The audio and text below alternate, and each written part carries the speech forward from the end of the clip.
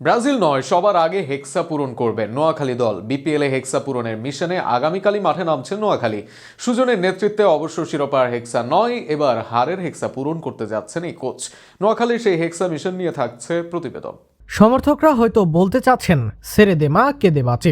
বিপিএলে নোয়াখালীর অহংকার হয়ে এসেছিল নোয়াখালী এক্সপ্রেস, তবে 5 ম্যাচ শেষে নোয়াখালীর লজ্জায় পরিণত হয়েছে দলটি। এবারের বিপিএলে নোয়াখালীর জয়ের সংখ্যা পরিমাণ করতেই বোধহয় আর্যভট্ট শূন্য আবিষ্কার করেন। চট্টগ্রাম, সিলেট, রাজশাহী এর কাছে আগেই হেরে মাথা নিচু হয়েছে। এবার নোয়াখালীর হার রাজধানী ঢাকার বিপক্ষে।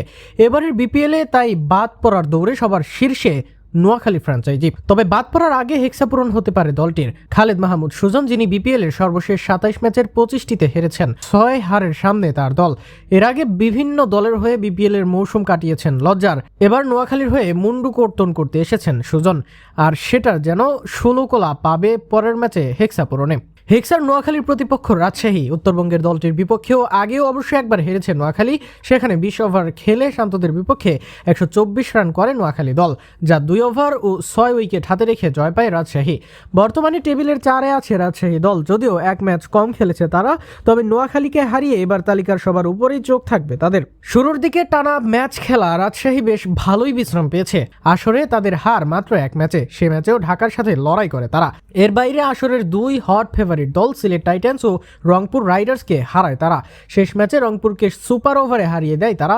সেখানে ফিজের মতো বোলার বোলিং করে সুপার ওভারে। সে আত্মবিশ্বাস নিয়ে নোয়াখালীর বিপক্ষে মাঠে নামবে রাজশাহী। অপরদিকে আত্মবিশ্বাসের তলানিতে আছে নোয়াখালী দল। নবী, সাদাকাত কেউই কিছু করতে পারছেন না। সৌম্য, সোহানরাও হচ্ছেন চূড়ান্ত ব্যর্থ। অবস্থা এমন যে নোয়াখালী নামলেই যেন সবাই ধরে নেয় তাদের আবশ্যকীয় হার। পরের ম্যাচে ঘুরে দাঁড়ানোর আলাদা কোনো ভাবনা নিয়ে নামতে হবে তাদের, নতুবা লজ্জার হেক্সা মিশনেই পড়তে হবে দলটিকে। সব মিলিয়ে 2 দলের লড়াই দেখা যাবে আগামীকাল রাতে সন্ধ্যা 7টায় সিলেটের মাঠে মুখোমুখি হবে 2 দল। এবার দেখা যাক জয় নিয়ে রাজশাহী পায় পয়েন্ট টেবিলের শীর্ষস্থান, নাকি নোয়াখালী কিছুটা বাঁচাতে পারে তাদেরই মান সম্মান।